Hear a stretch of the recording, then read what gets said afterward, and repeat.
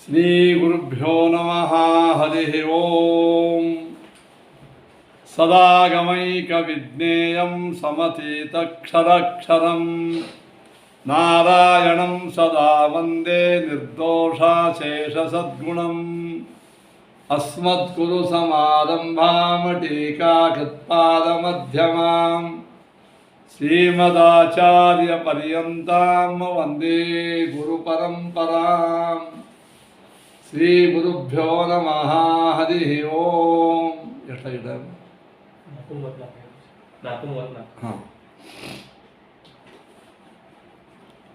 ನಮ್ಮ ವಿಷ್ಣು ತತ್ವ ನಿರ್ಣಯ ಪಾಠದ ಹಿಂದಿನ ಭಾಗದಲ್ಲಿ ಏನಾಗಿತ್ತಪ್ಪ ಅಂತ ಕೇಳಿದರೆ, ಸ್ವಪ್ನೇಪಿ ವಾಸನಾರೂಪಂ ಸತ್ಯಮೇವ ಜಗತ್ ಮನಸ್ಸಿ ಸ್ಥಿತಂ ಬಹಿಷ್ಠತತ್ವೇನ ದೃಶ್ಯತೆ. ಸ್ವಪ್ನದಲ್ಲಿಯೂ ನಾವೇನು ಯಾವ ಪದಾರ್ಥಗಳನ್ನು ಕಾಣ್ತೇವೆಯೋ ಅದು ನಮ್ಮ ವಾಸನಾದಿಂದ ಪರಮಾತ್ಮ ಆ ಸೃಷ್ಟಿ ಮಾಡಿ ನಮಗೆಲ್ಲವನ್ನು ತೋರಿಸಿ ಅದು ಉಪಸಂಹಾರ ಮಾಡ್ತಾನೆ. ಅತಃಪ್ರಬೋಧೋ ಅಸ್ಮಾತ್ ಎಂಬುವಂಥ ಸೂತ್ರೊಳಗೂ ಹೇಳಿದ್ದಾನೆ ಪರಮಾತ್ಮ. ಆದ್ದರಿಂದ ಜಗತ್ತು ಸುಳ್ಳಾಗಿದೆ ಸ್ವಪ್ನದಂತೆ ಅಂತೇನಕ್ಕೆ ಸ್ವಪ್ನ ದೃಷ್ಟಾಂತವನ್ನು ಕೊಟ್ಟು ಜಗತ್ತು ಸುಳ್ಳು ಅಂತ ಹೇಳ್ತಾರೆ. ಅವರಿಗೆ ಹೇಳಬೇಕು ನಾವು, ಸ್ವಪ್ನ ಯಾವ ದೃಷ್ಟಾಂತ ಕೊಡಲಿಕ್ಕತ್ತೀರಿ, ಆ ಸ್ವಪ್ನ ಸುಳ್ಳಲ್ಲೇ ಅಲ್ಲ, ಅದು ಸುಳ್ಳು ಅದರಂತೆ ಇದು ಅಂತಂದರೆ ಅದರಂತೆ ಸತ್ಯ ಆಗಬೇಕಾಗ್ತದೆ. ಇನ್ನೇನು ಅಲ್ಲಿ ಇರ್ತಕ್ಕಂಥ ಪದಾರ್ಥಗಳು ಹುಟ್ಟಿ ಬೇಗನೆ ನಾಶ ಆಗ್ತವೆ, ದೇವರ ಇಚ್ಛೆ. ಹಾಗೆ ಜಗತ್ತಿನ ಪದಾರ್ಥಗಳು ಕೂಡ ಅವು ಹುಟ್ಟಿ ನಾಶ ಆಗ್ತವೆ, ಸುಳ್ಳಲ್ಲ, ಅನಿತ್ಯ. ಇನ್ನು ಕೆಲವು ಕಡೆಗೆ ಸುಳ್ಳು ಎಂಬ ಅರ್ಥ ಬರೋ ಹಾಗೆ ಸ್ವಪ್ನ ದೃಷ್ಟಾಂತ ಕೊಟ್ಟದ್ದು ಅದ. ಅಲ್ಲಿ ಅರ್ಥ ಏನು ಮಾಡಬೇಕಲ್ಲಿ? ಸ್ವಪ್ನದಲ್ಲಿ ಕಾಣುವ ಆನೆ, ಕುದುರೆ, ಒಂಟಿ, ಮನೆ, ಮಹಲು, ನದಿ, ಬೆಟ್ಟ, ಗಿಡ ಇವೆಲ್ಲ ಹೊರಗಿನ ಆನೆ ಒಂಟೆಗಳೇ ಒಳಗವ ಅಂತನ್ನೋದು ಸುಳ್ಳು ಅಲ್ವಾ? ನಿನ್ನೆ ಹೇಳಿದ್ದೇನೆ ಇದನ್ನೇ. ಇಲ್ಲೆಲ್ಲ ಏನು ನಮ್ಮ ಪಾಠ ಹೆಂಗಿರ್ತದಂದ್ರೆ ಹೇಳಿದ್ದನ್ನೇ ಹೇಳ್ಕೋತ ಹೋಗು. ನಿಮಗೆಲ್ಲ ಅದು ಹೊಸದು ಅನ್ನಿಸ್ತಾ, ಯಾಕಂದರೆ ಹಿಂದಿನ ದಿನ ಮರ್ತು ಬಿಟ್ಟಿರ್ತೀವಿ. ಅದಕ್ಕೆ ಕೆಲವರಿಗೆ ನೆನಪಿರ್ಬೋದು. ಅಂತೂ ಇವು ದಿನ ನಿತ್ಯ ಬಳಕೆಯಲ್ಲಿ ಇಲ್ಲದೇ ಇರೋದ್ರಿಂದ ಆಚಾರ ಹೊಸ ವಿಷಯ ಹೇಳಿದ್ರು, ಹೊಸ 30 ಹೇಳ್ಕೊತಾ ಇದ್ದೀವಿ. ಅದನ್ನು ಇದನ್ನೂ ಕೂಡ ಅಪರೂಪ ಹೇಳಿದರು, ಹೊಸದಾಯಿತು, ಸಂತೋಷ. ನಮಗೆ ತಿಳಿಸೋದು ವಿಷಯ ಮಹತ್ವ ತಿಳಿದಿದೆ ಅಲ್ವಾ? ಬರೇ ಉದ್ಯಮನಾಚಾರ್ಯರೇ ಒಂದು ಕೆಲಸ ಮಾಡಿ. ಅದಕ್ಕೆ ಕಾರಣ ಸ್ವಪ್ನ ಪದಾರ್ಥಗಳು ಮಿಥ್ಯೆ ಅಲ್ಲೇ ಅಲ್ಲ. ಮಿಥ್ಯೆ ಆಗಿದ್ದರೆ ಅದರ ದೃಷ್ಟಾಂತದಿಂದ ಜಗತ್ತು ಮಿಥ್ಯೆ ಅಂತ ಅನ್ಬೇಕಾಗುತ್ತೆ. ಕೆಲವೊಂದು ಕಡೆಗೆ ಮಿಥ್ಯೆ ಎಂಬ ಅರ್ಥದೊಳಗೂ ಪ್ರಯೋಗ ಮಾಡಿದ್ದದ. ಅದೇನರ್ಥ? ಹೊರಗಿನ ಪದಾರ್ಥಗಳು ಏನವಲ್ಲ, ಆನೆ, ಕುದುರೆ, ಒಂಟಿದ್ದ ಅವೇ ಒಳಗೆ ಬಂದು ಕೂತಿವೆ ಎಂಬುವಂಥ ಅದಕ್ಕೆ ಹೇಳಿದ್ರು ಸತ್ಯಮೇವ ಜಗತ್ ಮನಸ್ಸಿ ಸ್ಥಿತಂ ಬಹಿಷ್ಠತ್ವೇನ ದೃಶ್ಯತೆ. ಮನಸ್ಸಿನೊಳಗೆ ವಾಸನಾತ್ವೇನ ಇರತಕ್ಕಂಥ ವಸ್ತುಗಳು ಅವು ನಮಗೆ ತೋರ್ತಾವೆ. ಅದರ ಹೊರಗಿನ ಪದಾರ್ಥಗಳೇ ಒಳಗೆ ಬಂದಾವ ಅಂತ ತಿಳ್ಕೊಳ್ಳೋದು ಮಿಥ್ಯೆ. ಅದು ಸ್ವಪ್ನತ್ವೇನ ಅವು ಸತ್ಯನೇ, ಬಹಿಷ್ಠತ್ವೇನ ಮಿಥ್ಯಾ. ಇಷ್ಟೆಲ್ಲ ಹೇಳಿ ನಿನ್ನೆ ಆಗಾಳೆ ಒಂದು ಮಾತು ಹೇಳಿದರು. ಏನು ಹೇಳಿದರು? ಒಂದು ಭ್ರಾಂತಿ ಆಗಬೇಕಾದರೆ ಏನು ಅದಕ್ಕೆ ಅಧಿಷ್ಠಾನ, ಪ್ರಧಾನ, ಸಾದೃಶ್ಯ. ಶಿಂಪಿ ಅಧಿಷ್ಠಾನ, ಬೆಳ್ಳಿಯದು ಆರೋಪ. ಅವುಗಳ ಸಾದೃಶ್ಯ ಇವು ಮೂರು ಏನಿರಬೇಕು? ಸತ್ಯವಾಗಿರಬೇಕು ಅಲ್ವಾ? ಸತ್ಯವಸ್ತು ದ್ವಯಂವಿನ ಅಧಿಷ್ಠಾನವನ್ನು ಸತ್ತಿರಬೇಕು. ಅಂಗಡಿಯಲ್ಲಿದ್ದ ಬೆಳ್ಳಿ ಸತ್ತಿರಬೇಕು. ಏನು ಅಂಗಡಿಯಲ್ಲಿದ್ದ ಬೆಳ್ಳಿ ಸತ್ತಿದ್ದಾಗ ಆ ಸತ್ಯ ಬೆಳ್ಳಿಯನ್ನು ನೋಡಿ ಇವನು ಇಲ್ಲಿ ಬೆಳ್ಳಿ ಅಂತ ತಿಳ್ಕೊತಾನೆ.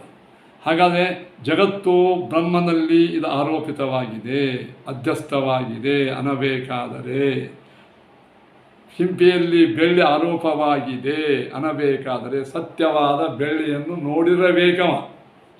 ಸತ್ಯವಾದ ಹಾವನ್ನು ಯಾವ ನೋಡಿದ್ದಾನೆಯೋ ಅವನೇ ಹಗ್ಗದಲ್ಲಿ ಹಾವಿನ ಆರೋಪ ಮಾಡಿ ಅಲ್ವಾ?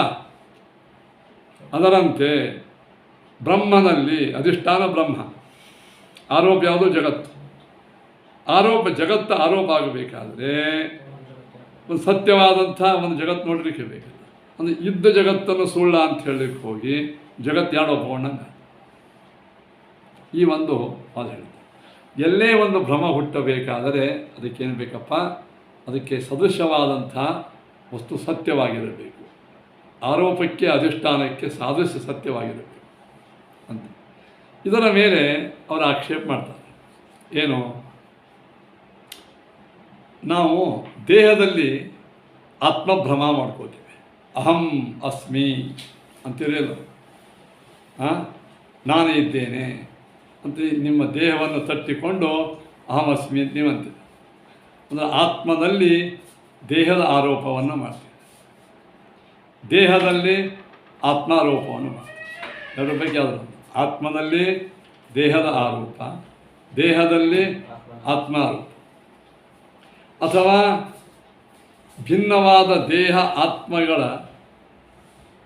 ಅಲ್ಲಿ ಅಭೇದ. ಆತ್ಮನೂ ಭಿನ್ನ, ದೇಹವೂ ಭಿನ್ನ, ಆದರೆ ಅದರಲ್ಲಿ ಅಭೇದ ಆರೋಪ. ಆತ್ಮದಲ್ಲಿ ದೇಹದ ಆರೋಪ, ದೇಹದಲ್ಲೇ ಆತ್ಮಾರೋಪ. ಭಿನ್ನವಾದ ಈ ಎರಡೂ ವಸ್ತುಗಳು ಅಭಿನ್ನವಾಗಿವೆ ಅಂತ ಆರೋಪ ಅಲ್ವಾ? ಇದರೊಳಗೆ ಮೊದಲನೇದು ಒಂದು ಎರಡವಲ್ಲ, ಇವು ಕೂಡಂಗಿಲ್ಲ. ಯಾಕೆ? ಇಲ್ಲಿ ಆರೋಪ್ಯವಾದಂತಹ ದೇಹ ಮತ್ತು ಆತ್ಮರು ಎರಡು ಆರೋಪ. ಯಾಕೆ ಹೇಳ್ರಿ? ಆತ್ಮದಲ್ಲಿ ದೇಹ ಆರೋಪ ಮಾಡಿದಾಗ ದೇಹ ಆರೋಪ ಆಗ್ತದೆ, ದೇಹದಲ್ಲಿ ಆತ್ಮಾರೋಪ ಮಾಡಿದಾಗ ಆತ್ಮ ಆರೋಪ ಆಗ್ತದೆ. ಇವೆರಡು ಪ್ರಾತಿಭಾಸಿಕವಾಗಬೇಕಾಗ್ತದೆ. ಏನಪ್ಪ? ಈ ಒಂದನೇ ಒಂದು ಎರಡನೇ ಕಲ್ಪ ಮಾಡಿ ನಿಮ್ಮ ಪ್ರಕಾರವಾಗಿ ಆರೋಪವಾದಂಥ ವಸ್ತು ಪ್ರಾತಿಭಾಸಿಕವಾಗಬೇಕು. ಆದರೆ ಸತ್ಯವಾಗಿರ್ತಕ್ಕಂಥ ಇನ್ನೊಂದು ದೇಹ ಇಲ್ಲ. ಇದ್ದ ದೇಹ ಆರೋಪ ಆಗಬೇಕು. ಮೂರನೇ ಕಲ್ಪಂಕು ಅಯುಕ್ತ. ಯಾಕೆ ಹೇಳ್ರಿ? ಒಬ್ಬ ದನ ಕಾಯ್ತಕ್ಕಂಥ ವ್ಯಕ್ತಿನ ಹಿಡ್ಕೊಂಡು ಒಬ್ಬ ವಿದ್ವಾಂಸನ ತನಕ ದೇಹಕ್ಕೂ ಆತ್ಮಕ್ಕೂ ಭೇದದ ಅಂತ ಗೊತ್ತು. ಏನು? ದೇಹವೇ ಆತ್ಮ ಅಂತ ತಿಳ್ಕೊಂಡ್ರೂ ತಾತ್ಕಾಲಿಕವಾಗಿ ಏನೋ ಭ್ರಮ ಇರ್ತದೆ ಅಷ್ಟೇ. ನಾನು ಮನುಷ್ಯ ಎಂಬ ವ್ಯವಹಾರದ ಔಪಚಾರಿಕ, ನಾ ಮನುಷ್ಯ ಇದ್ದೇನೆ, ನಾನು ಮನುಷ್ಯ, ನಾನು ಜೀವಾಂತಿಕೆ ಅಂತ. ನಾನು ಜೀವ ಅಂದರೆ ಅದು ಔಪಚಾರಿಕ ಪ್ರಯೋಗ, ಗೊತ್ತಿರ್ತದೆ. ಏನಂತೆ? ನನ್ನಲ್ಲಿ ಜೀವ ಅಂತ ಗೊತ್ತಿರ್ತದೆ. ಆದ ಕಾರಣ ಇಲ್ಲಿ ಈ ವಿಷಯಕ್ಕೆ ಕಾರಣ ಏನು? ಅದಕ್ಕೆ ಟೀಕಾರಾಯರು ಇದನ್ನು ವಿಸ್ತಾರವಾಗಿ ಬೆಳೆಸ್ತಾರೆ ಸರ್. ಏನ್ರಿ? ಏನು? ದೇಹ ಆತ್ಮನೋಹೋ, ಇದು ವಿಷ್ಣು ತತ್ವ ನಿರ್ಣಯ. ದೇಹ ಆತ್ಮನೋಹೋ ಅಪಿ ಏಕದೇಶಸ್ಥತ್ವತ್ವಾದಿ ಸಾದೃಶ್ಯಂ ಅಸ್ತೇವ. ದೇಹ ಆತ್ಮನೋಹೋ, ಈಗ ನೀವು ಆಗ ಹೇಳಿದ್ರಿ, ಹಾಗಾದರೆ ಹಿಂದೇನು ಹೇಳಿದ್ರಿ? ಆರೋಪಕ್ಕೂ ಅಧಿಷ್ಠಾನಕ್ಕೂ ಸಾದೃಶ್ಯವಿರಬೇಕು. ಆದರೆ ಆತ್ಮ ಭಾಳ ಒಳಗಿದ್ದ, ಸೂಕ್ಷ್ಮ, ದೇಹ ಹೊರಗಡೆ ಸ್ಥೂಲ. ಈ ಸ್ಥೂಲವಾದಂತಹ ದೇಹಕ್ಕೂ ಸೂಕ್ಷ್ಮವಾದಂಥ ಆತ್ಮದಲ್ಲಿ ಸಾದೃಶ್ಯ ಇಲ್ಲ. ಶಿಂಪಿಗೂ ಬೆಳ್ಳಿಗೂ ಹೊಳಪೆಂಬ ಸಾದೃಶ್ಯ ಅದ. ಅದು ಇಲ್ಲಿ ಆತ್ಮದಲ್ಲಿ ದೇಹಾರೋಪ ಮಾಡ್ತಾರೆ, ಅದು ದೇಹದ ಆತ್ಮಾರೋಪ ಮಾಡ್ತಾರೆ. ಅದು ಅತ್ಯಂತ ಸಾಸ್ವಿಗಳಕ್ಕಿಂತಲೂ ಸಣ್ಣ ಆತ್ಮ. ಇದು ಆನೆಯಂತೆ ಸ್ಥೂಲವಾದಂಥ ದೇಹ. ಇಲ್ಲಿ ಸಾದೃಶ್ಯವೇ ಇಲ್ಲ. ಸಾದೃಶ್ಯ ಇದ್ದರೇನೇ ಭ್ರಮ ಅಂತ ನೀವು ಹೇಳ್ತೀರಿ. ಸಾದೃಶ್ಯ ಇಲ್ಲದಪ್ಪ ಇಲ್ಲಿ. ಅಧಿಷ್ಠಾನಕ್ಕೂ ಮತ್ತು ಆರೋಪಕ್ಕೂ ಸಾದೃಶ್ಯ ಇಲ್ಲಲ್ಲ, ಇಲ್ಲಿ ಹೆಂಗೆ ಭ್ರಮ ಬಂತು ಅಂತ ಒಂದು ಪ್ರಶ್ನೆ. ಅದಕ್ಕಲ್ಲಿ ಹೇಳ್ತಾರೆ, ದೇಹ ಆತ್ಮನೋ ಅಪಿ ಏಕದೇಶಸ್ಥತ್ವಾದಿ ಸಾದೃಶ್ಯಂ ಅಸ್ತೇವ. ದೇಹಕ್ಕೂ ಮತ್ತು ಆತ್ಮಕ್ಕೂ ಸಾದೃಶ್ಯ ಏನಂತ ಹೇಳ್ರಿ, ಒಂದೇ ಪ್ರದೇಶದಲ್ಲಿರು. ಯಾವ ಪ್ರದೇಶದೊಳಗೆ ದೇಹದನೋ ಅಲ್ಲೇ ಆತ್ಮ ಇದ್ದಾನೆ. ಅದಕ್ಕೆ ಸಾದೃಶ್ಯ ಬಂದುಬಿಡ್ತು. ಅದಕ್ಕೆ ಎರಡೋದಕ್ಕೂ ಸಾದೃಶ್ಯ ಒಂದೇ ಜಾಗದಾಗಿದ್ದಾಗ, ಒಂದು ಸೂಕ್ಷ್ಮ ವಸ್ತು, ಒಂದು ವಿಸ್ತೃತ ವಸ್ತು, ಅದೆರಡೂ ಇದ್ದಾಗ ಅದು ಎರಡೂ ಒಂದೇ ಅಂತ ಕಾಣಿಸ್ಬಿಡ್ತು. ಒಂದೇ ಜಾಗದಾಗಿರೋದ್ರಿಂದ ಒಮ್ಮೊಮ್ಮೆ ತಾಯಿಯ ಮಗದಲ್ಲಿ ಕೂಸಿರ್ತವೆ, ಹಿಂಗೆ ಮಲ್ಕೊಂಡಿರ್ತೀವಿ, ಹಿಂಗೆ ಕುತ್ಕೊಂಡಿರ್ತೀವಿ. ಅವ್ರು ತಾಯಿ ಒಬ್ಬೇ ಕಾಣಿಸ್ಬಿಡ್ತಾರೆ. ಈಗ ಇಬ್ಬರು ಒಂದೇ ಕಡೆಗೆ ಇರೋದ್ರಿಂದ ಭಿನ್ನ ಅಂತ ಕಾಣಿಸಂಗಿಲ್ಲ. ಒಮ್ಮೊಮ್ಮೆ ಎಲ್ಲರಿಗೂ ಅಲ್ಲ ಇದು. ಅದ ಕಾರಣ ಈ ಸಾದೃಶ್ಯನಲ್ಲೇ ಏಕಸ್ಥಾನ ಸ್ಥಿತತ್ವ ಏನಪ್ಪ? ಹಾಂ, ಏಕಸ್ಥಾನದಲ್ಲಿ ಇರುವಿಕೆ. ಯಾವ ಸ್ಥಾನದಲ್ಲಿ ಆತ್ಮನೋ ಅಲ್ಲಿಯೇ ದೇಹನೋ. ಹೀಗೆ ಒಂದೇ ಸ್ಥಳದಲ್ಲಿ ಇರುವಿಕೆ ಎಂಬ ಸಾದೃಶ್ಯವು ಇರುವುದರಿಂದ ಒಮ್ಮೊಮ್ಮೆ ದುಷ್ಟ ಇಂದ್ರಿಯಗಳ ದೋಷವಿದ್ದಾಗ ಭ್ರಮ ಬರ್ತದೆ.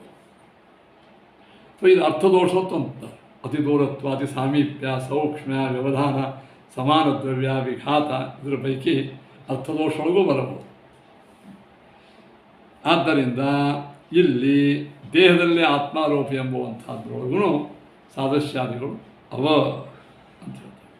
ಏನು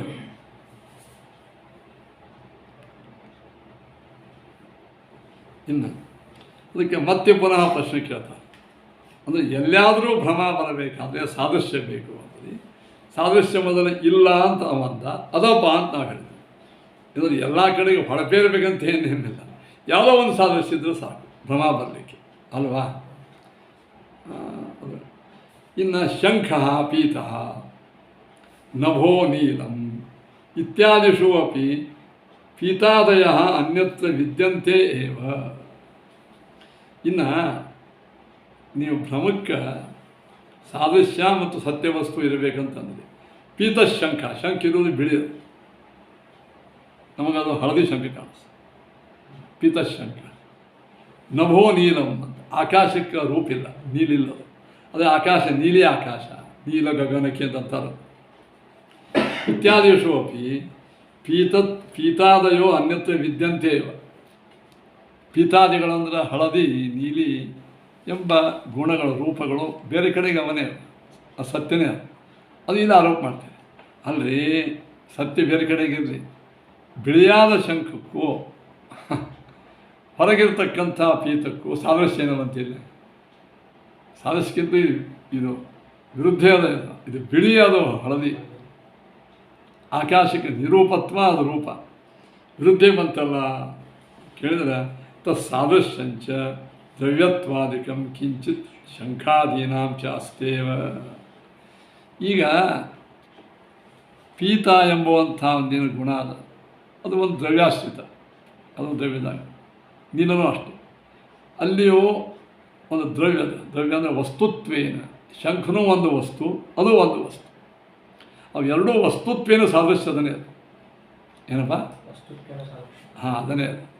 ಆಮೇಲೆ ಸತ್ಯವಾದಂಥ ವಸ್ತುನು ನಾವು ಈ ಎರಡವ ಅಂತ ಹೇಳಿದ್ವಿ. ಎರಡೂ ಇಲ್ಲಿಯೋ ಪೀತಶಂಖ. ಹಾಂ, ಶಿಂಪಿ ಮತ್ತು ಬೆಳ್ಳಿಲಿ ಇದ್ದಂಥ ಸ್ಪಷ್ಟವಾದ ಸಾದೃಶ್ಯ ಅಲ್ಲಿ ಕಾಣಿಸಂಗಿಲ್ಲ, ಒಪ್ಕೋತೇವೆ. ಆದರೆ ದ್ರವ್ಯತ್ವೇನ ಸಾದೃಶ್ಯ ಇಲ್ಲಿಯೂ ಕೂಡ ಶಂಖಕ್ಕೂ ಮತ್ತು ಪೀತಕ್ಕೂ ಇರುವುದರಿಂದ ಅಲ್ಲಿಯೂ ಕೂಡ ಭ್ರಮ ಬಂದದ್ದು ನಿಜವೇ, ಬರಬಹುದು. ಅದಕ್ಕೆ ಹೇಳಿದರು ನಭೋ ನೀಲಂ ತತ್ಸಾದೃಶ್ಯಂಚ ದ್ರವ್ಯತ್ವಾದಿಕಂ ಕಿಂಚಿತ್ ಶಂಖಾದೀನಾಂಚ ಅಸ್ತೇವ. ಅತಃ ನ ಕುತ್ರಾಪಿ ಸದೃಶ ಸತ್ಯವಸ್ತುದ್ವಯಂ ವಿನ ಭ್ರಮಃ ನ. ಏನಂದ್ರೆ ಸದೃಶವಾದಂತಹ ಸತ್ಯವಾದ ವಸ್ತುಗಳು ಇಲ್ಲಾರ್ದೇನೆ, ಸಾದೃಶ್ಯ ಮತ್ತು ವಸ್ತು, ಸದೃಶವಾದಂಥ ಎರಡು ವಸ್ತುಗಳು ಇಲ್ಲಾರ್ದೇನೆ ಭ್ರಮ ಹುಟ್ಟಂಗೆ ಇಲ್ಲ.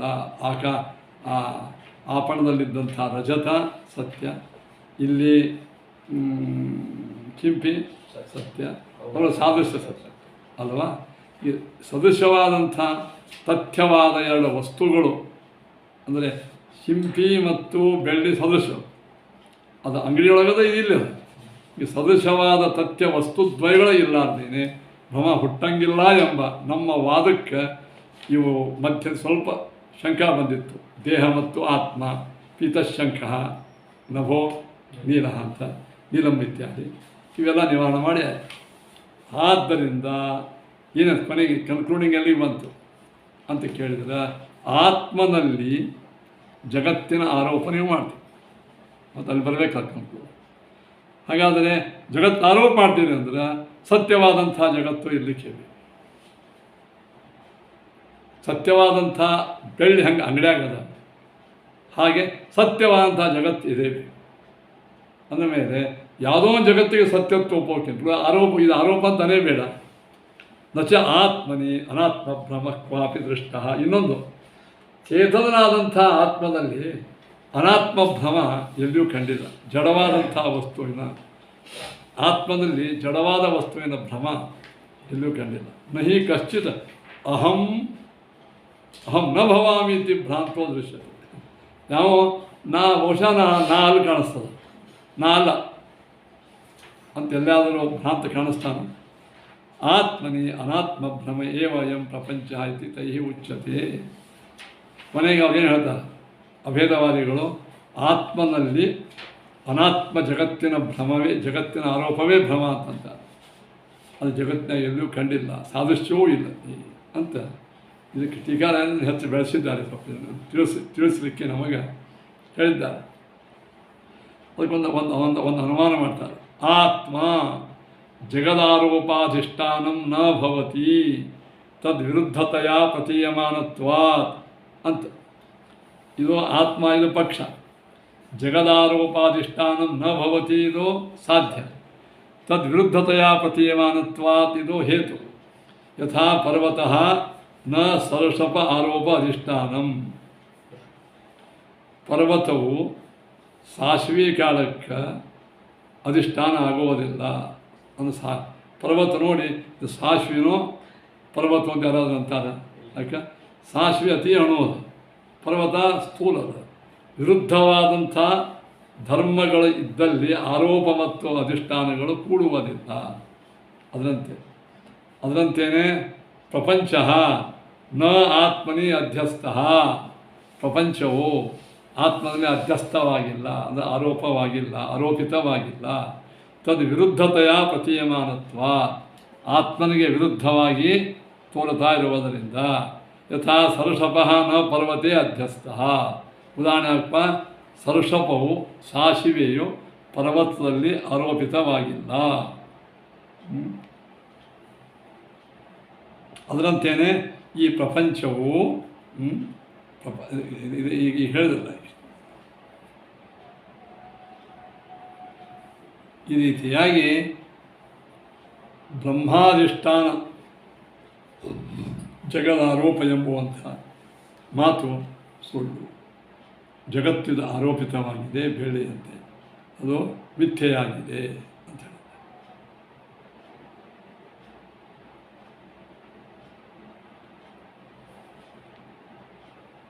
ತಮ್ ವಿನೈವ ಅನಾತ್ಮನಿ ಆತ್ಮಭ್ರಮಕಲ್ಪನೆ ಅನಾತ್ಮನಃ ತತ್ಸತ್ಯತ್ವಂ ಸ್ಯಾತ್.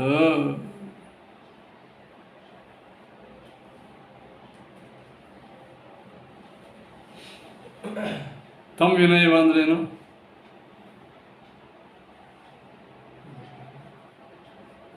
ಆತ್ಮದಲ್ಲಿ ಪ್ರಪಂಚದ ಭ್ರಮ ಇದನ್ನು ಬಿಟ್ಟು ತಮ್ ವಿನೈವ ಅನಾತ್ಮನಿ ಆತ್ಮಭ್ರಮ ಕಲ್ಪನೆ. ಅನಾತ್ಮನಲ್ಲಿ ಆತ್ಮಭ್ರಮವನ್ನು ಮಾಡಿದರೆ,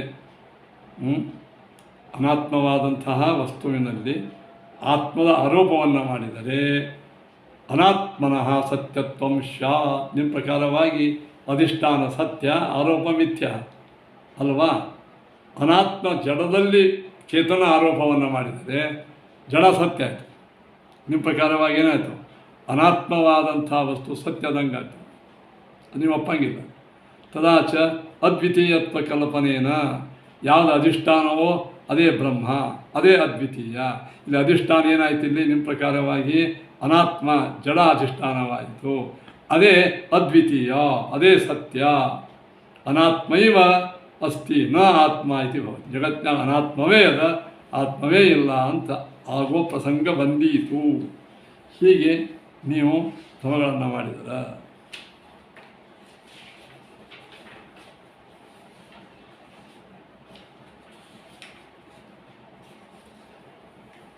ಅಂತೂ ಏನಾಯ್ತು? ಈ ರೀತಿಯಾಗಿ ಪ್ರಪಂಚದಲ್ಲಿ ಆತ್ಮನ ಆರೋಪವನ್ನು ಮಾಡಲಿಕ್ಕೆ ಬರುವುದಿಲ್ಲ ಅಂತ ಹೇಳಿ, ಆತ್ಮನು ಜಗತ್ತಿಗೆ ಜಗತ್ತಿನ ಅಧಿಷ್ಠಾನ ಆಗಿದ್ದಾನೆ ಎಂಬುವಂತಹ ವಾದ ನಿರಾಕರಣೆ ಮಾಡ್ತಾರೆ. ಏನು? ಆತ್ಮಜ್ಞಾನ ಆತ್ಮ ಅಜ್ಞಾನಾತ್ಮಕತ್ವೇ ಚ ಜಗತಃ ಆತ್ಮನಃ ಭಿನ್ನತ್ವೇನ ನ ದೃಶ್ಯೇತ.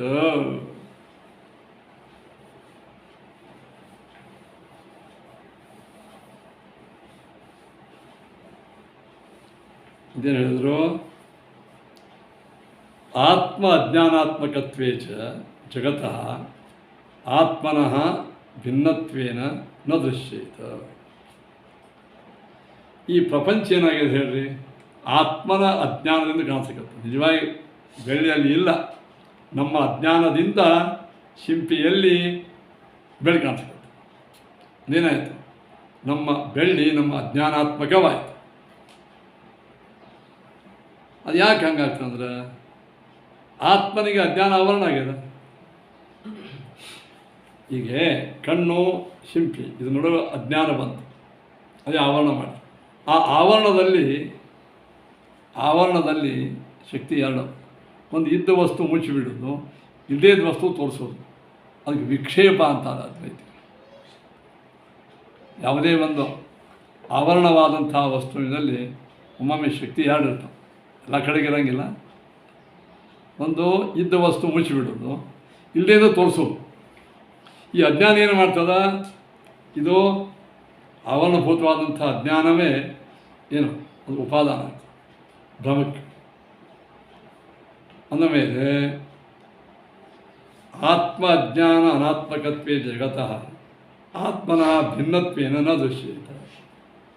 ಹಾಗಾದರೆ ಆತ್ಮನಿಗೆ ಜಗತ್ತು ತನ್ನಿಂದ ಭಿನ್ನ ಅಂತ ಕಾಣಿಸಬಾರ್ದಾಗಿತ್ತು. ನಹಿ ಶುಕ್ತೇ ಭೇದೇನ ರಜತಂ ದೃಶ್ಯತೆ ಭ್ರಾಂತವು. ನೀವೇನು ಹೇಳ್ತೀರಿ? ಅವರು ಏಕಾತ್ಮಾದಿಗಳು ಏನು ಹೇಳ್ತಾರಪ್ಪ? ಜಗತ್ತು ಮತ್ತು ಬ್ರಹ್ಮ ಸಂಬಂಧ ಹೇಗೆ? ಬ್ರಹ್ಮನೇ ಶಿಂಪಿ ಇದ್ದಂಗೆ, ಜಗತ್ತು ಬೆಳ್ಳಿ ಇದ್ದ. ಶಿಂಪಿಯಲ್ಲಿ ಬೆಳ್ಳಿ ಹಂಗೆ ಆರೋಪ ಆಗಿದೆ. ಹಂಗೆ ಜಗತ್ತಿನಲ್ಲಿ ಇದು ಬ್ರಹ್ಮನ ಜಗತ್ತು ಆರೋಪ ಆಗಿದೆ. ಹಾಗಾದರೆ ಇದನ್ನು ನೋಡೋ ಯಾರು? ಆತ್ಮನೇ. ಆತ್ಮನಿಗೆ ಭ್ರಮ ಆಗಿದೆ. ಹಾಗಾದರೆ ಭಗವಂತನಿಗೆ ಬ್ರಹ್ಮನಿಗೆ ಜಗತ್ತು ಕಾಣಿಸ್ತದೋ ಇಲ್ಲ? ಕಾಣಿಸ್ತದೆ. ಜಗತ್ತು ಹೆಂಗೆ ಕಾಣಿಸ್ತದ? ನನ್ನಲ್ಲಿ ಇದು ಆರೋಪಿತವಾಗಿದೆ ಅಂತ ಕಾಣಿಸ್ತದೋ ಅಥವಾ ಇದು ಪ್ರತ್ಯೇಕ ಕಾಣಿಸ್ತದೋ ಅಂತ? ನನ್ನಲ್ಲಿ ಆರೋಪಿತವಾಗಿ ಕಾಣಿಸ್ತದ ಅಂತ ತಿಳ್ಕೊಂಡು ಅಂದ್ರೆ ನಹಿ ಶುಕ್ತೇ ಭೇದೇನ ರಜತಂ ದೃಶ್ಯತೆ ಭ್ರಾಂತ. ಭ್ರಾಂತ್ಯವಸ್ಥಾ ಇದ್ದಾಗ ಅಧಿಷ್ಠಾನ ಮತ್ತು ಆರೋಪಗಳು ಭಿನ್ನವಾಗಿ ಕಾಣುವುದಿಲ್ಲ. ಬ್ರಹ್ಮನೇ ಜಗತ್ತು ಕಾಣಿಸ್ತದೆ. ನೋಡ್ತಕ್ಕಂಥ ಬ್ರಹ್ಮವ ಯಥಾರ್ಥಜ್ಞಾನಿನೋ ಅವನು ಭ್ರಮೀನು. ಯಥಾರ್ಥಜ್ಞಾನಿ ಇದ್ದಾಗ ಅವಾಗೇನಾಗಬೇಕು? ಜಗತ್ತು ಪ್ರತ್ಯೇಕವಾಗಿ ಜಗತ್ತಂಕ ನಮಗೆ ಕಾಣಿಸ್ತದೆ. ಜಗತ್ತು ಬ್ರಹ್ಮಗೆ ತೋರ್ತದೋ ಇಲ್ಲ? ತೋರ್ತದೆ. ಹೆಂಗೆ ಸತ್ಯತ್ವೇನ ತೋರ್ತದೆ ಜಗತ್ತು. ತದೈಕ್ಷತ ಬಹುಶ್ಯಾಂ ಪ್ರಕೃತಿಯನ್ನು ನೋಡಿದ ಪರಮಾತ್ಮ ಪೂರ್ಣ ಬ್ರಹ್ಮ. ಅದನ್ನು ನಾನು ಈ ಪ್ರಕೃತಿಯನ್ನು ಅನೇಕ ವಿಧವಾಗಿ ಮಾಡಬೇಕಂತ ವಿಚಾರ ಮಾಡ್ತಾನೆ. ಅಂಥವನಿಗೆ ಮೂಲ ಪ್ರಕೃತಿ ಜಗತ್ತು ತೋರ್ಯ. ಅಂದ ಮೇಲೆ ಭಗವಂತನಿಗೆ ಸಾಕ್ಷಿ ಅಂತ. ಸಾಕ್ಷಿ ಅಂದ್ರೇನು? ಸಾಕ್ಷಾತ್ ಈಕ್ಷತೆ ಇತಿ ಸಾಕ್ಷಿ. ಇದೆಲ್ಲವೂ ನಾನೇ ಅಂತ ಅವ್ರು ತಿಳ್ಕೊಂಗಿಲ್ಲ. ತನ್ನಿಂದ ಅತ್ಯಂತ ಭಿನ್ನವಾದ ಜಗತ್ತು ನಾನೇ ಅಂತ ಹೇಳ್ತಿರ್ಕೊಂಡು ಭ್ರಮಿಷ್ಠ ಆಗ್ತಾನೆ. ಅವ ಯಥಾರ್ಥಜ್ಞಾನಿ ಆಗಬೇಕಾದರೆ ಜಗತ್ತು ಬೇರೆ, ಬ್ರಹ್ಮ ಬೇರೆ. ಇಲ್ಲ ಅವನಿಗೆ ತನ್ನನ್ನು ಬಿಟ್ಟು ಏನೂ ಯಾವುದೂ ಕಾಣಿಸಂಗಿಲ್ಲ ಅಂದ್ಬಿಟ್ರೆ ಅವ ಅಜ್ಞಾನಿ ಆಗ್ತಾನೆ. ಯಾಕೆ? ತನ್ನನ್ನು ಬಿಟ್ಟು ಜಗತ್ತು ಅದಲ್ಲ ಅಂತ ಇದ್ದದ್ದು ಪ್ರಮಾಣ ಪ್ರಮಿತ ಆಗಿದೆ. ಪ್ರಮಾಣ ಪ್ರಮಿತವಾದಂಥ ವಸ್ತು ಸರ್ವಜ್ಞ ವ್ಯಕ್ತಿ ಕಾಣದೇ ಇದ್ದರೆ ಅವ ಅಜ್ಞಾನಿ ಆಗ್ತಾನೆ. ಕಾಣಬೇಕು, ಕಾಣದ ಯಥಾರ್ಥವಾಗೇ ಕಾಣಬೇಕು. ನೈ ಶುಕ್ತೇ ಭೇದೇನ ರಜತಂ ದೃಶ್ಯತೆ. ಭ್ರಾಂತ್ಯವಸ್ಥೆಯಲ್ಲಿ ಏನು ರಜತವು ಶುಕ್ತಿಯಕ್ಕಿಂತಲೂ ಭಿನ್ನವಾಗಿ ಕಾಣುವುದಿಲ್ಲ. ನಚ ಏಕಮೇವ ಯುಗಪತ್ ಬಹುಧಾ ದೃಶ್ಯತೆ ಭ್ರಾಂತವು. ಇನ್ನೊಂದು ಭ್ರಾಂತ್ಯವಸ್ಥೆಯಲ್ಲಿ ಒಂದೇ ಶಿಂಪಿಯಲ್ಲಿ ಇದು ಬೆಳ್ಳಿನ ಹೌದು, ಬಂಗಾರ ಹೌದು, ಮುತ್ತು ಹೋದಟ್ಟು ಹಿಂಗಾಗ್ತದೆ. ಒಂದೇ ಅಧಿಷ್ಠಾನದಲ್ಲಿ ಬಹಳ ವಸ್ತು ಕಾಣಿಸಂಗಿಲ್ಲ, ಒಂದೇ ಕಾಣಿಸ್ತದೆ. ಏನು ಆದ ಕಾರಣ ನಚ ಏಕಮೇವ ಯುಗಪದ್ ಬಹುಧಾ ದೃಶ್ಯತೆ ಭ್ರಾಂತ. ಒಂದೇ ವಸ್ತು ಭ್ರಾಂತ್ಯವಸ್ಥೆಯಲ್ಲಿ ಭಾಳ ಒಂದೇ ಶಿಂಪಿ ಭ್ರಮಾವಸ್ಥೆಯಲ್ಲಿ ಇದು ಬೆಳ್ಳಿನೂ ಅದು ಬಂಗಾರ ಬೆಳ್ಳಿ ಮುತ್ತು ರತ್ನ ಇದೇಂತ ಕಾಣಿಸ್ತದ ಇಲ್ಲ. ನಚ ಆತ್ಮನಿ ಭೇದಭ್ರಮ ಕ್ವಾಪಿ ದೃಷ್ಟ. ಆತ್ಮನಿಗೆ ಭೇದವು ಇದು ಭ್ರಮವಾಗಿದೆ ಅಂತ ಎಲ್ಲಿಯೂ ಕಂಡಿಲ್ಲ. ನಚ ಕುತ್ರಾಪಿ ಮಿಥ್ಯೋಪಾಧಿಕೃತೋ ಭೇದೋ ದೃಷ್ಟ. ಇಲ್ಲ ಭೇದದ ಅಂತ ಹೋಗ್ತೀವಿ ನಾವು, ಅದು ಔಪಾಧಿಕ ಅಂತ ಹೋಗ್ತೀವಿ. ಅಜ್ಞಾನ ಎಂಬ ಉಪಾಧಿಯಿಂದ ಬಂದದ್ದು. ಆ ಅಜ್ಞಾನ ಅದು ಸುಳ್ಳೆ. ಅಂದ್ರೆ ಯಾವ ಭೇದ ಅಜ್ಞಾನದಿಂದ ಹುಟ್ಟಿದ, ಭೇದಕ್ಕೆ ಹೇತುವಾದ ಅಜ್ಞಾನವೂ ಮಿಥ್ಯ ಅಂತಂದರೆ ಜಗತ್ತಿನೊಳಗೆ ಎಲ್ಲಿಯೂ ಮಿಥ್ಯಾಭೂತವಾದಂಥ ಉಪಾಧಿಯಿಂದ ಭೇದ ಹುಟ್ಟಿದ್ದು ಎಲ್ಲಿಯೂ ಕಂಡಿಲ್ಲ ಅಂತ ಹೇಳಿ.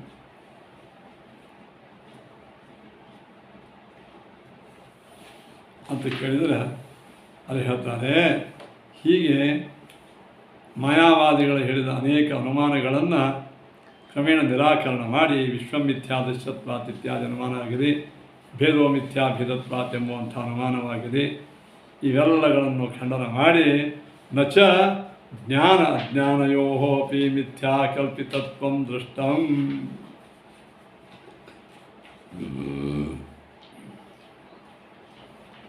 ಈಗ ನೋಡ್ರಿ, ಜ್ಞಾನಕ್ಕೂ ಅಜ್ಞಾನಕ್ಕೂ ಭೇದದನೂ ಇಲ್ಲ. ಇದು ಪುಸ್ತಕ ಅಂತ ನಿಮಗೆ ಜ್ಞಾನ ಆಗಿದೆ, ಅವನ ಪುಸ್ತಕ ಜ್ಞಾನ ಆಗಿಲ್ಲ. ಏಕಕಾಲಕ್ಕೆ ಪುಸ್ತಕದ ಜ್ಞಾನ ಪುಸ್ತಕದ ಅಜ್ಞಾನ ಎರಡೂ ಇರ್ತದ. ಇದು ಕಣ್ಣಿಂದಲಗಿದ್ದ ವಸ್ತು. ಅದಕ್ಕೆ ಜ್ಞಾನ ಅಜ್ಞಾನ ಭೇದಂಕಾದನೆ ಅದು ಅದ ಇಲ್ಲ. ಹಾಗಾದರೆ ಜ್ಞಾನ ಅಜ್ಞಾನಯೋ ಅಪಿ ಮಿಥ್ಯಾ ಕಲ್ಪಿತತ್ವಂ ನ ದೃಷ್ಟಂ. ಇಲ್ಲ, ಈ ಭೇದವೂ ಕೂಡ ಮಿಥ್ಯಾನೇ ಅಂತನ್ನೋದು ಎಲ್ಲಿಯೂ ಯಾರಿಗೂ ಕಂಡಿಲ್ಲ. ತದ್ ವಿಷಯಶ್ಚೈವ ಅನ್ಯಥಾತ್ವಂ ಭ್ರಾಂತೌ ಅಂತ ಹೇಳಿದರು.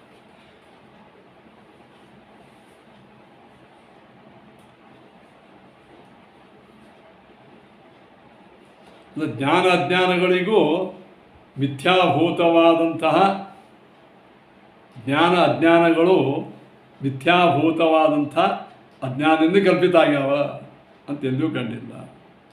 ಇನ್ನು ತದ್ ವಿಷಯಸ್ಸೈವ ಅನ್ಯಥಾತ್ವಂ ಭ್ರಾಂತವು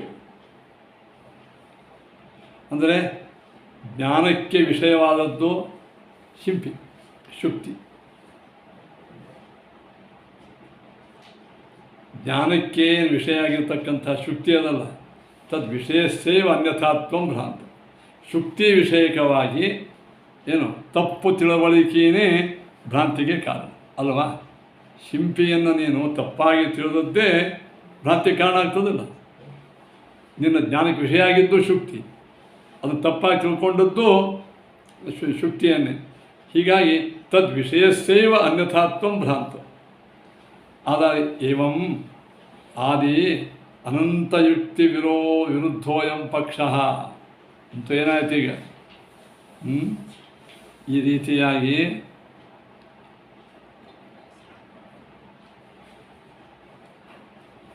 ಈ ನಮಗೆ ಶಿಂಪಿಯಲ್ಲಿ ಬೆಳ್ಳಿಯನ್ನು ನೋಡಿದಾಗ ಏನಾಗ್ತದೆ ಹೇಳ್ರಿ, ಸಮೀಪಕ್ಕೆ ಹೋದಾಗ ನೇದಂ ರಜತಂ ಅಂತ ನಮಗೆ ಬಾಧಕ ಪ್ರತ್ಯಯ ಬರ್ತದೆ. ಇದಕ್ಕಿಂತ ಬಾಧಕ ಪ್ರತ್ಯಯ ಅಂತ. ಈ ಬಾಧಕ ಪ್ರತ್ಯಯ ಬಂದ ಮೇಲೆ ಓಹೋ ಹಾಗಾದ್ರೆ ಇದು ಅಜ್ಞಾನದಿಂದ ಕಲ್ಪಿತವಾದದ್ದು. ಹಾಗೆ ಜಗತ್ತಿನೊಳಗೆ ನಮಗೆ ಆದ ಜ್ಞಾನ ಅಜ್ಞಾನ ಇವೆರಡೂ ಕಲ್ಪಿತ ಅಂತ ಎಂದೂ ಯಾರಿಗೂ ಬಾಧ ಬಂದಿಲ್ಲ. ಹೀಗೇನಾಯಿತು, ನಾ ಇಲ್ಲಿಯವರೆಗೆ ಈ ಶಿಂಪಿಯನ್ನು ತಿಳಿದಿದ್ದಿಲ್ಲ, ನಾ ಬೆಳ್ಳಿಯಂದೇ ತಿಳಿದಿದ್ದೇನೆ. ಈ ಶಿಂಪಿ ವಿಷಯಕ್ಕೆ ಜ್ಞಾನ ಮತ್ತು ಅಜ್ಞಾನ ಏನು ಒಂದು ಶಿಂಪಿ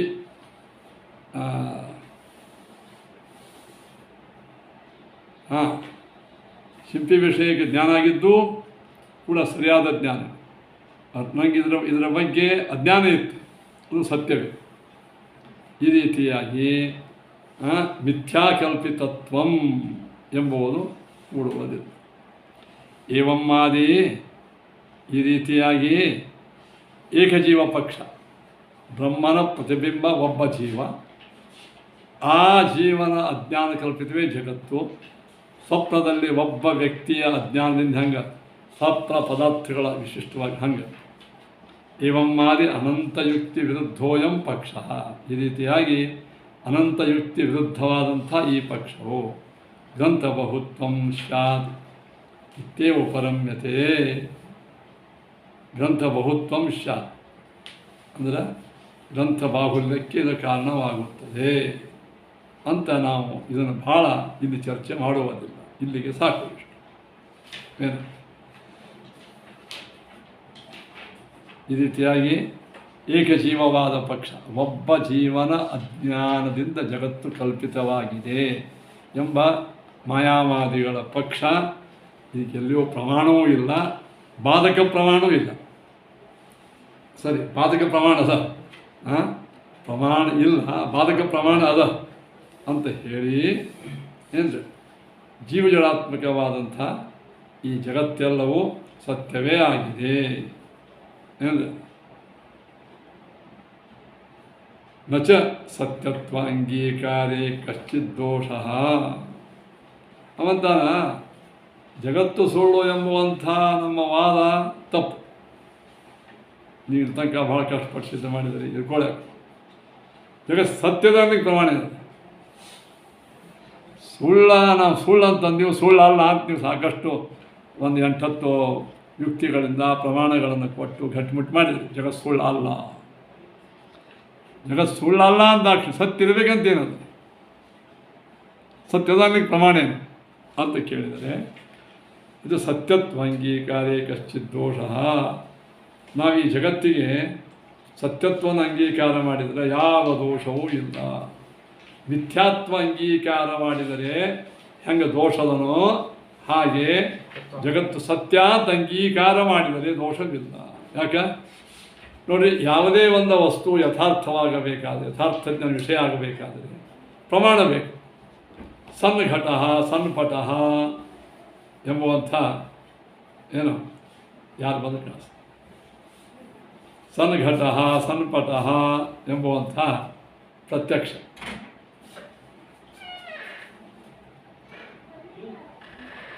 ಯಾರು ನನ್ನ ಕಣ್ಣಿಗೆ ಕಾಣುವ ಈ ಘಟವು, ಈ ಪಟವು, ಈ ಮನೆ ಸತ್ಯವೇ ಆಗಿದೆ. ಇದು ಎಂದೂ ನನ್ನ ಆಯುಷ್ಯ ಭಾರ, ಇದು ನಾ ಕಂಡದ್ದು ಸುಳ್ಳು ಅಂತ ನಮ್ಗೆ ಅನಿಸಿಲ್ಲ. ಇದು ಪ್ರತ್ಯಕ್ಷ ಪ್ರಮಾಣ. ಇದು ಎರಡನೇದು ಅನುಮಾನ. ವಿಮತಂ ಸತ್ಯಂ ಪ್ರಮಾಣದಷ್ಟತ್ವಾತ್ ಅರ್ಥಕ್ರಿಯಾಕಾರಿತ್ವಾತ್. ಜಗತ್ತು ಸತ್ಯವಾಗಿದೆ, ಯಾಕೆ ಪ್ರಮಾಣಗಳಿಂದ ಕಂಡದ್ದರಿಂದ. ಅರ್ಥಕ್ರಿಯಾಕಾರಿತ್ವಾತ್, ನಮ್ಮ ಪ್ರಯೋಜನವು ಇದರಿಂದ ಸಫಲವಾಗಿದ್ದರಿಂದ. ಯಾರೋ ನೀರು ತಂದು ಕೊಡ್ತಾರೆ ಬೇಸಿಗೆಗಾಲನಾಗ, ನೀರು ಅಂತ ಜ್ಞಾನ ಆಗ್ತದೆ, ನಾನು ನೀರು ಕುಡಿತೇನೆ, ನನಗೆಲ್ಲ ನೀಡಕ್ಕೆ ನಿವಾರಣೆ ಆಗ್ತದೆ, ಇದು ಅರ್ಥಕ್ರಿಯಾಕಾರಿ ಆಗ್ತದೆ. ಓ ಸತ್ಯ. ಇದು ಮಾವಿನ ಹಣ್ಣು ಚಲೋ ಅದ ನೋಡ್ರಿ ಅಂತ ನೋಡ್ರಿ, ಮಾವಿನ ಹಣ್ಣು ಅದನ್ನು ನೋಡ್ರಿ ಅಂತ ಬರೀ ಕೆಂಪು ಕಾಣಿಸ್ತು ಅಂತಂದ್ರೆ ಭಯ ಹಾಕೊಂಡು ಅದಂತಂತೀರಿ, ಇದೇ ಅರ್ಥಕ್ರಿಯಾಕಾರಿ. ಹಂಗೆ ಯಾವುದು ಅರ್ಥಕ್ರಿಯಾಕಾರಿ ಅದು ಸತ್ಯ. ಅದಂಗೆ ಶಿಂಪಿನ ತರುವ ಬೆಳ್ಳಿ ಅರ್ಥಕ್ರಿಯಾಕಾರಿ ಅಲ್ಲ. ಅಲ್ಲಿ ಹೋಗಿ ಸಮೀಪಕ್ಕೆ ಹೋಗಿ ಅಂತ ತೊಗೊಂಡು ಅಂಗಡಿಯಾಗ ಸ್ವಲ್ಪ ಒಂದು ಬೆಳ್ಳಿ ಒಟಗ ಮಾಡಿ ಕೊಡ್ರಪ್ಪ, ಬೀಸ್ ಹೋಯ್ತಾನೆ ತರಿನ. ವಸ್ತು ಸತ್ಯವಾಗಿದ್ದರೆ ಮಾತ್ರ ಅದು ನಿಮ್ಮ ವ್ಯವಹಾರಕ್ಕೆ ಉಪಯೋಗ ಬರುತ್ತೆ. ವ್ಯವಹಾರಕ್ಕೆ ಉಪಯೋಗ ಬಿದ್ದದ್ದೆಲ್ಲವೂ ಸತ್ಯವೇ. ಏನು ಬ್ರಹ್ಮಜ್ಞಾನ ಆದ್ಮೇಲೆ ಸುಳ್ಳು ಬರ್ತದೆ ಅಂತ ಅದು ಪಾಪ ಅವರ ಕಲ್ಪನಾ, ಅದಕ್ಕೇನು ಆಧಾರವಿಲ್ಲ. ಇನ್ನು ಬ್ರಹ್ಮಜ್ಞಾನ ಆದಮೇಲೆ ಜಗತ್ತು ಸುಳ್ಳಲ್ಲ, ಅನಿತ್ಯದ ಅಸಾರದ ಬ್ರಹ್ಮನಂಗೆ ಅದು ನಿತ್ಯ ಅಲ್ಲ ಅಂತ ಎಷ್ಟು ಗೊತ್ತಾಗ್ತದೆ ಹೊರತು ಸುಳ್ಳಂದು ಗೊತ್ತಾಗ. ಇನ್ನು ಇದು ಅನುಮಾನದ ಪ್ರಮಾಣ ಪ್ರತ್ಯಕ್ಷನೇ ಆಯಿತು. ಸನ್ಘಟ ಸನ್ಪಟ ಇದು ಪ್ರತ್ಯಕ್ಷ. ವಿಶ್ವಂ ಸತ್ಯಂ ಪ್ರಮಾಣದಷ್ಟತ್ವಾತ್ ಅರ್ಥಕ್ರಿಯಾಕಾರಿತ್ವಾತ್ ಎಂಬುವಂಥದ್ದು ಏನಾಯಿತು, ಇದು ಅನುಮಾನ. ಆಮೇಲೆ ವಿಶ್ವಂ ಸತ್ಯಂ ಭಗವಾನಾಪೋ ಹಿಂದೆ ಬಂದದಲ್ಲ ವೇದಗಳು. ಯಚ್ಚಿಕೇತ ತತ್ ಸತ್ಯಂ ತನ್ನಮೋಘಂ ಎಂಬುವಂತಹ ವೇದ. ಸತ್ಯ ಆತ್ಮ, ಸತ್ಯೋ ಜೀವ, ಸತ್ಯ ವಿಧ ಅಂತ ಇದು ಆಗಮ. ಆದ್ದರಿಂದ ಜಗತ್ತು ಇನ್ನು ಅನವಸ್ಥಾದಿ ದೋಷಗಳು ಹಿಂದೆ ಎಲ್ಲ ಚರ್ಚೆ ಮಾಡಿ ಆಗಿದೆ. ಜಗತ್ತು ಬ್ರಹ್ಮನಿಂದ ಭಿನ್ನ ಅಂದರೆ ಭಿನ್ನೋ ಭಿನ್ನೋ ಭಿನ್ನ ಭಿನ್ನೋ ಭಿನ್ನ ಅಂತಂದ್ರೆ ಆ ಭೇದಕ್ಕೆ ಅದು ವಿಶೇಷಣೋ ವಿಶೇಷವೋ ಹೀಗೆಲ್ಲ ಅನುಯೋಗಿ ಪ್ರತಿಯೋಗಿ ವಿಚಾರಗಳನ್ನು ಮಾಡಿಕೊಂಡು ಅನವಸ್ಥಾ ಅಂತ ದೋಷ ಹೇಳಿದರು. ಅನವಸ್ಥಾ ದೋಷಗಳನ್ನು ನಿವಾರಣೆ ಮಾಡಿದರು. ಹೆಂಗೆ ಮಾಡಿದರು? ಪದಾರ್ಥ ಸ್ವರೂಪತ್ವಾದ್ ಭೇದಶ್ಯ, ಭೇದವು ವಸ್ತುವಿನ ಸ್ವರೂಪವೇ ಆಗಿದ್ದರಿಂದ ಅಲ್ಲಿ ಅನವಸ್ಥಾದಿಗಳು ಬರುವುದಿಲ್ಲ. ಈ ರೀತಿಯಾಗಿ ಎಲ್ಲ ವಿಚಾರ ಹೇಳಿ, ಇನ್ನು ಇದರಂತೇನೆ ಬಹುಜೀವವಾದಿ ಪಕ್ಷೇಪಿ ಭೇದಸ್ಯ ಮಿಥ್ಯಾತ್ವ ಅಂಗೀಕಾರೇ ಏತೇ ಏವ ದೋಷಾ ಭವಂತೇವ. ಇಲ್ಲಿಯವರೆಗೆ ಏಕಜೀವವಾದಿ ಪಕ್ಷ ನಿವಾರಣೆ ಮಾಡಿದೆ. ಇಲ್ಲ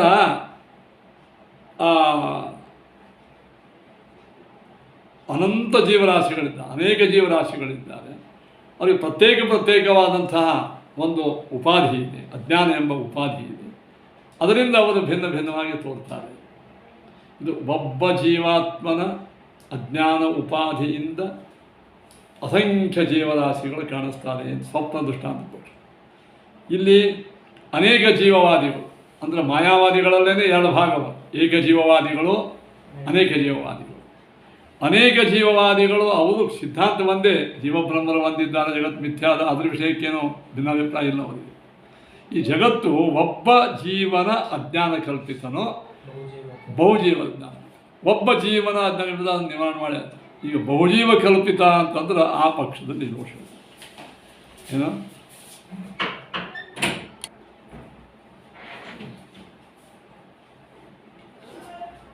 ಏಕಜೀವವಾದಿಗಳ ಪಕ್ಷದಲ್ಲಿ ಹೇಳಿದ ದೋಷಗಳೇ ಇದಕ್ಕೂ.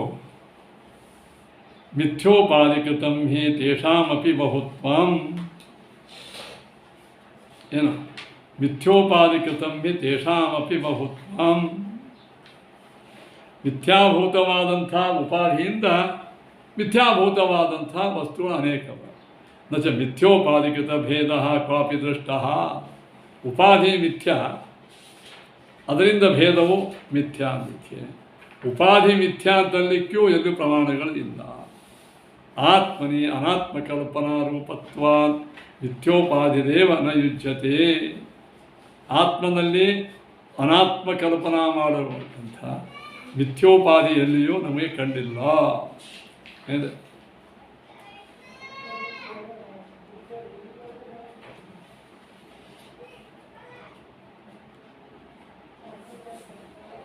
ಮಾಯಾಮಯಿ ಸೃಷ್ಟಿರಪಿ ತತ್ಸದೃಶಸ್ಯ ಅನ್ಯಸ್ಯ ವಿದ್ಯಮಾನತ್ವೇ ಏವ ದೃಷ್ಟ.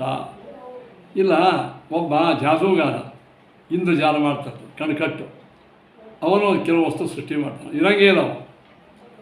ಮಾಯಾಮಯಿ ಸೃಷ್ಟಿರಪಿ ತತ್ ಸದೃಶಸ್ಯ ಅನ್ಯಸ್ಯ ವಿದ್ಯಮಾನತ್ವೇನ. ಅವ ಕಣ್ಕಟ್ಟು ಏನು ಮಾಡ್ತಾನೆ, ನಿಮ್ಮ ಎದುರಿಗೆ ಸುಂದರವಾದಂಥ ಒಂದು ಗಿಳಿ ತೋರಿಸ್ತಾನೆ, ಹೀಗೆ ಮಾಡಿ ಗಿಳಿ ತೋರಿಸ್ತಾನೆ, ಒಂದು ಬಟ್ಟೆ ತೋರಿಸ್ತಾನೆ, ಇನ್ನೊಂದು ಬಂಗಾರ ನಾಣ್ಯ ತೋರಿಸ್ತಾನೆ, ಸುಂದರವಾದಂಥ ಒಂದು ವಸ್ತು ತೋರಿಸ್ತಾನೆ. ಇವೆಲ್ಲ ತೋರಿಸಾಗ ಕಿಂಚಿತ್ ಅಧಿಷ್ಠಾನಂ ಆಶ್ರಿತ್ಯ ಇವ. ಹಾಗಾದ್ರೆ ಅಲ್ಲಿ ಏನೂ ಅಧಿಷ್ಠಾನ ಇರೋಂಗಿಲ್ಲ ಅಂದ್ರೆ ಇರ್ತದೆ. ದ್ರವ್ಯತ್ವಾದಿ ಸಾದೃಶ್ಯ ಯುತಂ ಕಿಂಚಿತ್ ಅಧಿಷ್ಠಾನ ಆಶ್ರಿತ್ಯ. ಯಾವುದೋ ಒಂದು ದ್ರವ್ಯವನ್ನು ಆಶ್ರಯಿಸಿ ಅಧಿಷ್ಠಾನ ಇದ್ದೇ ಇರ್ತದೆ. ಅಧಿಷ್ಠಾನಂಚಕ ಆಗ ಹೇಳಿವಲ್ಲ, ಭ್ರಾಂತಿ ಬರಬೇಕಾದರೆ ಅಧಿಷ್ಠಾನಂಚ ಸದೃಶಂ ತಥ್ಯವಸ್ತು ದ್ವಯಂ ವಿನಾ. ಅಧಿಷ್ಠಾನ ಮತ್ತು ಸತ್ಯವಸ್ತು, ಸದೃಶವಾದಂಥ ಸತ್ಯವಸ್ತು ಏನಪ್ಪ, ಅಧಿಷ್ಠಾನಕ್ಕೆ ಸದೃಶವಾದ ತಥ್ಯವಾದ ವಸ್ತು ಇಲ್ಲಾರ್ದೇನೆ ಭ್ರಮ ಹುಟ್ಟಂಗಿಲ್ಲ. ಅಂತಿರ್ಭವತಿ ಕ್ವಾಪಿ ಸ್ವಪ್ನಮಾಯಾದಿಕೇಶ್ವಪಿ. ಅಧಿಷ್ಠಾನ ಸದೃಶವಾದಂಥ ತಥ್ಯವಸ್ತು ಇವೆರಡು ಇಲ್ಲಾರ್ದೇನೆ ಜಗತ್ತಿನೊಳಗೆ ಎಲ್ಲೆಲ್ಲಿಯೂ ಭ್ರಾಂತಿ ಬಂದಿಲ್ಲ ಅಂತ ಹೇಳ್ಕೊಂಡು ಬಂದರು. ಮಾನಸ್ಯ ವಾಸನಾಯಾಂತು ಬಹಿರವಸ್ತುತ್ವ ಕಲ್ಪನಂ ಸ್ವಾಪ್ನೋ. ಮಾನಸಿಕವಾದಂಥ ವಾಸನಾಮಯ ಸ್ವಪ್ನದಲ್ಲಿ ಹೊರಗಿನ ವಸ್ತು ಅಂತನ್ನುವುದೇ ಭ್ರಮ. ಸ್ವಾಪ್ನೋ ಭ್ರಮಶ್ಚ ಮಾಯಾಮಯಾಂ ಕರ್ತೃದೇಹಾದಿ ವಸ್ತುಷು. ಸ್ವಾಪ್ನೋ ಭ್ರಮಶ್ಚ, ಸ್ವಪ್ನಭ್ರಮವು ಮಾಯಾಮಯಾಂ ಕರ್ತೃದೇಹಾದಿ ವಸ್ತುಗಳಲ್ಲಿ ಕಾಣ್ತದೆ. ಜ್ಞಾನ ಬರಬೇಡ್ರಿ, ಒಳಗೆ ಕೂಡ್ರಿ, ಬಂದು ಕೂಡ್ರಿ. ಹೊರಗಿನ ಚತುರಂಗ ಬಲಗಳೇ ಹೊರಗೆ ಕಾಣತಕ್ಕಂಥದ್ದು ತಿಳ್ಕೊಳ್ಳೋದು ಭ್ರಮ. ನ ಭ್ರಾಂತಿ ಕಲ್ಪಿತಂ ವಿಶ್ವಂ ಅಥೋ ವಿಷ್ಣುಬಲಾಶ್ರಯಂ. ವಿಷ್ಣು ಪರಮಾತ್ಮನ ಬಲವನ್ನು ಆಶ್ರಯಿಸಿದ್ದರಿಂದ ಈ ಜಗತ್ತು ಭ್ರಾಂತಿ ಕಲ್ಪಿತವಲ್ಲ. ಭಗವಂತನ ಸಂಕಲ್ಪದಿಂದ ಪ್ರಕೃತಿಯ ಉಪಾದಾನದಿಂದ ಮಾಡಲ್ಪಟ್ಟ ಈ ಜಗತ್ತು ಭ್ರಾಂತಿ ಕಲ್ಪಿತ ಅಲ್ಲ ಅಂತ ಹೇಳಿ ಏನಿದೆ.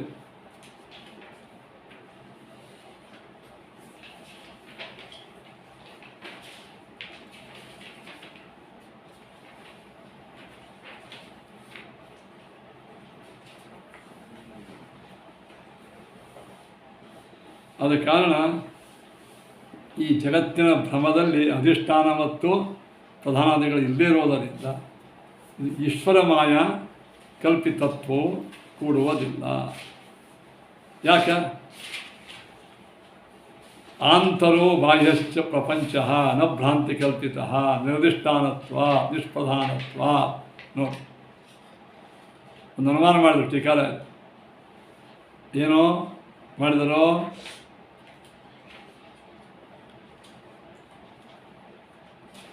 ಆಂತರ ಬಾಹ್ಯ ಪ್ರಪಂಚ ನ ಭ್ರಾಂತಿ ಕಲ್ಪಿತ. ಯಾಕ? ನಿರ್ದಿಷ್ಟಾನತ್ವ ನಿಷ್ಪ್ರಧಾನತ್ವ. ಈ ಒಳಗಿನ ಹೊರಗಿನ ಪ್ರಪಂಚವು ಭ್ರಾಂತಿ ಕಲ್ಪಿತವಲ್ಲ. ಯಾಕೆ? ಈ ಭ್ರಾಂತಿಗೆ ಅಧಿಷ್ಠಾನವೂ ಇಲ್ಲ, ಪ್ರಧಾನವೂ ಇಲ್ಲ. ಏನು? ನಚ ಮಾಯಾ ವಿನ ಮಾಯಾ ದೃಶ್ಯತೆ. ಇನ್ನೊಂದು ಹೇಳಿ, ಜಾಜು ಮಾಡ್ತಕ್ಕಂಥ ವ್ಯಕ್ತಿಗೆ ಅವೆಷ್ಟು ಪದಾರ್ಥ ಸೃಷ್ಟಿ ಅವ್ನು ಕಾಣಿಸಂಗಿಲ್ಲ. ಅವ್ನು ಹೋಗಿ ಕೇಳಿ ಅವ್ನು ಕಾಣಿಸಂಗಿಲ್ಲ. ಯಾವುದೋ ಹಿಂಗೆ ಮಂದಿ ಎಲ್ಲರೂ ನಾವು ಹೀಗೆ ಒಂದು ಕೈ ಮಾಡಿ ಹಿಂಗೆ ಒಂದು ಗಿಳಿ ತೆಗಿತಾನೆ. ಗಿಳಿ ಬಂದು ಆವಾಗ ಗಿಳಿ ಏನಂತ ತಿಳ್ಕೊತಾನ. ಅವನ ಕಣ್ಣಿಗೆ ಆ ಗಿಳಿ ಕಾಣಿಸಂಗಿಲ್ಲ. ಅದು ಹೇಳಿದ್ರು ನಚ ಮಾಯಾ ವಿನ ಮಾಯಾ ದೃಶ್ಯತೆ. ಮಾಯಾವಿ ಅಂದರೆ ಏನಂದ್ರೆ ಇಂದ್ರಜಾಲನಿಗೆ, ಜಾದೂಗಾರನಿಗೆ ಆ ಸೃಷ್ಟಿ ವಸ್ತುಗಳು ಕಾಣಿಸಂಗಿಲ್ಲ. ಆದರೆ ಜಗತ್ತು ಪರಮಾತ್ಮನಿಂದ ಮಾಯಾ ಸೃಷ್ಟಿಯನ್ನು ಬಿಟ್ಟರೆ ವಿಶ್ವಂ ಈಶ್ವರ ಸದಾ ಪಶ್ಯತಿ ತೇನ ಇದಂ ನ ಮಾಯಾಮಯಿ. ಆದರೆ ಪರಮಾತ್ಮ ತನ್ನಿಂದ ಸೃಷ್ಟವಾದ ಜಗತ್ತನ್ನು ಯಾವಾಗಲೂ ನೋಡ್ತಾ ಇರುವುದರಿಂದ ಇದು ಮಾಯಾಮಯ ಅಲ್ಲ. ಹೊರಗಿನ ಮಾಯಾ ಸೃಷ್ಟಿ ಮಾಡುವ ಜಾದೂಗಾರನಿಂದ ನೋಡಲ್ಪಡಂಗಿಲ್ಲ, ಯಾಕಂದರೆ ಇಲ್ಲೇ ಇಲ್ಲ. ಆದರೆ ಜಗತ್ ಸೃಷ್ಟಿ ಮಾಡಿದ ಪರಮಾತ್ಮನಿಂದ ಈ ಜಗತ್ತು ಕಾಣುವುದರಿಂದ ಇದೇನಲ್ಲಿದು ಮಾಯಾಮಯವಲ್ಲ. ನ ಮಾಯೇತ್ಯವಧಾರ್ಯತಾಮಿತಿ ಚ ಅಪರೋಕ್ಷ ದೃಶೋ ಮಿಥ್ಯ ದರ್ಶನಂ ನ ಕ್ವಚಿತ್ ಭವೇ. ಪ್ರತ್ಯಕ್ಷವಾಗಿ ನಮ್ಮ ಕಂಡಿರತಕ್ಕಂಥ ಈ ಜಗತ್ತು ಮಿಥ್ಯಾದರ್ಶನಂ ಸುಳ್ಳು ಎಂಬುದು ಎಲ್ಲಿಯೂ ಕಂಡಿಲ್ಲ. ಸರ್ವಾಪರೋಕ್ಷವಿದ್ದು ವಿಷ್ಣು ವಿಶ್ವದೃಕ್ ತನ್ಮೃಷ. ಎಲ್ಲ ಜಗತ್ತನ್ನು ಏಕಕಾಲಕ್ಕೆ ಅತಿ ಸ್ಪಷ್ಟವಾಗಿ ಸರಿಯಾಗಿ ನೋಡತಕ್ಕಂಥ ಪರಮಾತ್ಮನ ಜ್ಞಾನಕ್ಕೆ, ಯಥಾರ್ಥ ಜ್ಞಾನಕ್ಕೆ ವಿಷಯವಾದ ಈ ಜಗತ್ತು ಎಂದು ಸುಳ್ಳಾಗಲಿಕ್ಕೆ ಶಕ್ಯವಿಲ್ಲ. ಶ್ರೀಮದಾಚಾರ್ಯರು ನಮ್ಗೆ ಹೇಳಿದರು.